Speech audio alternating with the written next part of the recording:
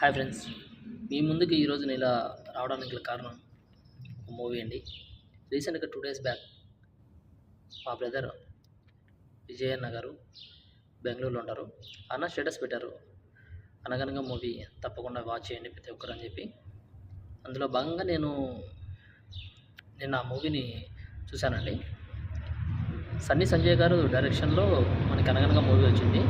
దానిలో సుమంత్ గారు హీరోగా, అలాగే విహారీష్ అతన్ని సన్ క్యారెక్టర్లో చేశారండి.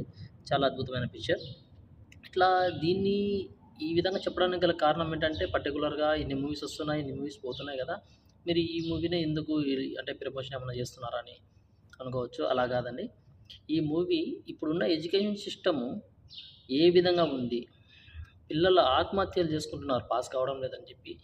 చాలామంది పిల్లలు చదివినా కూడా వాళ్ళ మైండ్లలో ఉండడం లేదు, అవి మర్చిపోతున్నారు.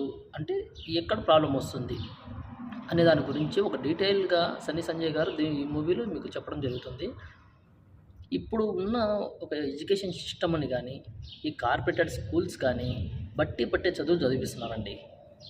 ముఖ్యంగా మనం చూడాల్సింది ఏంటంటే, ఒక విద్యార్థికి 10 పాయింట్స్కి 10 వస్తున్నాయంటే, లేకుంటే 600 మార్క్స్ 600 వస్తున్నాయంటే, వాడు నెక్స్ట్ హయ్యర్ ఎడ్యుకేషన్కి వెళ్ళే కొద్దీ అతను అదే ఫస్ట్ ర్యాంక్ కానీ, అదే స్టేట్ ర్యాంక్ కానీ ఎందుకు రావడం లేదు?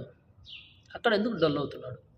కేవలం అతని నాలెడ్జ్ మాత్రము ఒకవేళ ఉంటే 70% ఆఫ్ నాలెడ్జ్ ఉంటుంది, కానీ 100% ఆఫ్ నాలెడ్జ్ ఉండడం లేదు. ఎట్లా ఉంటుందో అలాగ ఆ బట్టిన చదువులను చదవడం వల్ల మనకి మార్క్స్ వస్తాయి, కానీ మనకైతే ఆ కాన్సెప్ట్స్ అర్థం కావాలి. ఆ కాన్సెప్ట్స్ అర్థమవుతేనే మన పిల్లలు కొంచెం నేర్చుకోగలుగుతారు. మన పిల్లలు రేపు ఏదో ర్యాంకులు వచ్చి రేపు ఉద్యోగాలు లేక చాలామంది బాధపడుతూ నేను చాలామంది చూశానండి. చాలామంది ఇంకొక విషయం ఏంటంటే, నారాయణ స్కూల్లో చదువుతున్నారు, లేకుంటే చైతన్య స్కూళ్ళలో చదువుతున్నారు. ఇదే విధంగా అంటే ఒక నన్ను పర్టికులర్గా చెప్పడం లేదు. కార్పొరేట్ దాళ్ళలో కానీ ఏదంటే ఒక కాన్సెప్ట్ వైజ్గా ఎందుకు వెళ్ళడం లేదు? ఎందుకు ఈ ప్రభుత్వాలు ఆ దిశలో ఆలోచించడం లేదు కాన్సెప్ట్ వైజ్గా?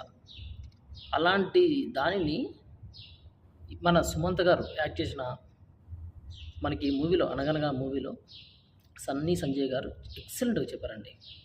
మన పిల్లల భవిష్యత్తు గురించి, మన ఎడ్యుకేషన్ సిస్టమ్ గురించి మనము ఆలోచించాల్సిన విషయం ఎంతైనా ఉంది. అలాగే ఒక తండ్రి తన కొడుకుకి ఏ విధమైన బాధ్యతలు, అతనికి డబ్బు ఇవ్వాల్సిన అవసరం లేదు. డబ్బు ఇస్తే రేపు ఏం చేస్తాడో తెలియదు. రేపు మంచివాడు అవుతాడో కాదు, రేపు చెడ్డవాడు అవుతాడేమో. నాన్న ఇప్పుడు కొన్ని లక్షల డబ్బులు, కోట్ల డబ్బులు ఉన్నప్పుడు అతను ఏం ఆలోచిస్తాడండి? వ్యసనాలకు అలవాటు కావచ్చు,